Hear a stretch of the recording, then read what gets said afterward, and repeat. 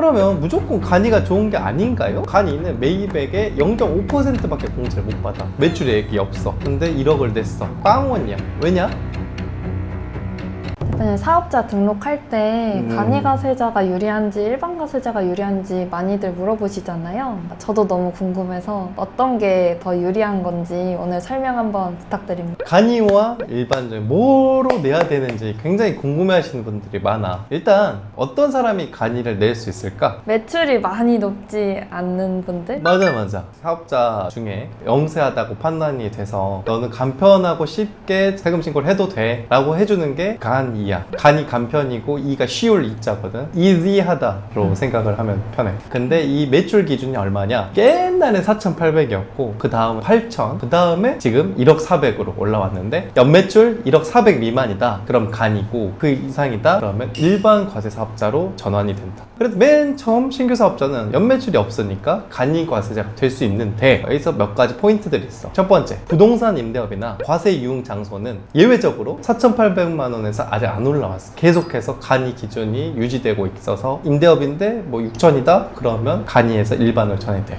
두 번째, 아직도 8천을 오해하시는 분들이 많은데 지금 1억 4백으로 바뀌었다. 세 번째, 매출만 적으면 되는 게 아니야. 매출과 무관하게 간이가 안 되는 경우가 있어. 어떤 게 있죠? 예를 들면 전문직, 제조업, 도매업, 건설업, 경영 컨설팅업, 광고, 대행업 등등등이 있는데 이 중에 뭐 제조업 같은 경우에는 떡방학과, 뭐 도매업 같은 경우에는 양복점 이런 업종들은 예외적으로 제조업이나 도매업이지만 간이가 가능할 수 있어. 어쨌든 그럼에도 불구하고 아까 말했던 업종들, 대표적인 그런 업종들은 간이가 무조건 안 돼. 왜냐면 예를 들면 경영 컨설팅업, 광고 대행업은 소비자가 아니라 무조건 사업자랑 거래를 한단 말이야. 너는 어차피 사업자랑 거래할 거니까 부가세를 10% 내야 된다. 그 이유가 뭐냐면 예를 들면 이런 거지. 사업자 대 사업자로 거래를 하면 세금계산서를 주고받을 수 있잖아. 근데 소비자면 어차피 소비자한테 부가가치세를 전가해서 내가 받고 내야 되는데 그게 어려운 경우가 있단 말이야. 예를 들면 호피디가 아이스크림을 먹어.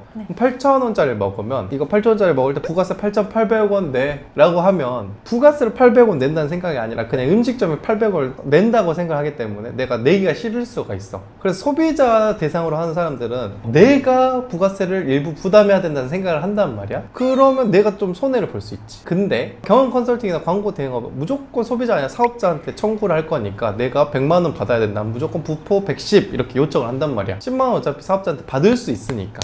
그래서 경영 컨설팅이나 광고 대행업은 오히려 간이를 안 내는 거지. 이해가? 네. 좀 어려운 개념인데 사업자를 대상으로 하는 사람들은 일반적으로 간이가 그래서 안 된다. 만약에 세무서에서 간이가 나왔다 그럼 무조건 세무서의 잘못인 거지. 잘못 낸 거지. 마지막으로 서울이나 뭐 광역시 시중에 상업 밀집 구역인 곳들은 예를 들어 어떤 특정 빌딩 그 주소지에서는 무조건 간이가 안 되는 그런 곳들이 있어. 그래서 역삼역에서 비싼 뭐 빌딩에 들어간 임차인이다. 애초에 여기에 들어간 것 자체 영세하다고 보기 어렵다라고 나라에서 생각을 하는 거야. 그러면 이분들 역시도 간이로 낼 수가 없는 거지. 따라서 내가 무조건 신규 사업자거나 매출액이 1억 400 언더라고 해서 혼자 판단할 게 아니라 주소와 업종으로 미리 세무서에 확인부터 하는 게 중요하다. 이거는 몰랐어요. 그럴 수 있지. 매출액에 따라서만 간이랑 일반을 정하는 줄 알았는데 새롭네요.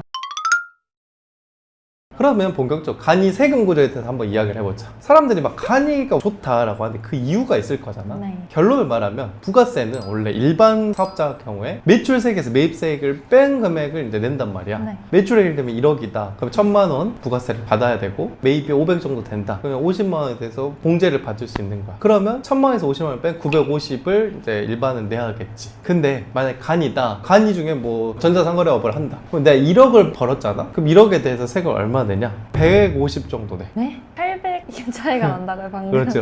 왜냐면 소매 음식점 업 같은 경우는 간이 과세자로서 매출액 1.5%만 부가세로 내면 돼. 간이 같은 경우에는 내가 1억을 벌고 500에 대해서 일단 매입이 있었다. 원래 일반 과세자면 50 정도를 공제받을 수 있는데 25,000원밖에 공제를 못 받아. 그러니까 거의 공제를 못 받는 거지. 그래서 여기서 쉽게 생각을 해보면 내 매출액의 1.5%가 세금인 거지, 부가세. 결과적으로 매출액의 1.5에서 4% 수준으로 부가세가 끝이 나. 간이 과세자. 더 나아가서 연매출이 4,800 언더다. 그럼 납부 자체가 면제돼. 참고로 신고는 해야 되는 거야. 그러면 무조건 간이가 좋은 게 아닌가요? 이렇게 생각할 수 있는데 결론을 말하면 또 그것도 아니야. 아까 내가 말한 대로 간이는 매입액의 0.5%밖에 공제를 못 받아. 예를 들면 500에 대해서 25,000밖에 공제를 못 받으면 1억에 대해서 매입을 했어도 극단적으로 일반은 1,000만 원에 대해서 환급이 되는데 간이는 55만 원밖에 안 돼. 너무 적지. 네. 따라서 내가 초기 투자 비용이 많이 들고 부가세를 내야 되는 상황이다. 그러면 일반 과세자가 오히려 유리할 수 있는 거지. 왜냐면 인테리어만 해서 극단적으로 매출액이 없어. 근데 1억을 냈어. 부가세 1,000만 원 냈어. 근데 만약 간이로 냈다? 빵원이야. 왜냐?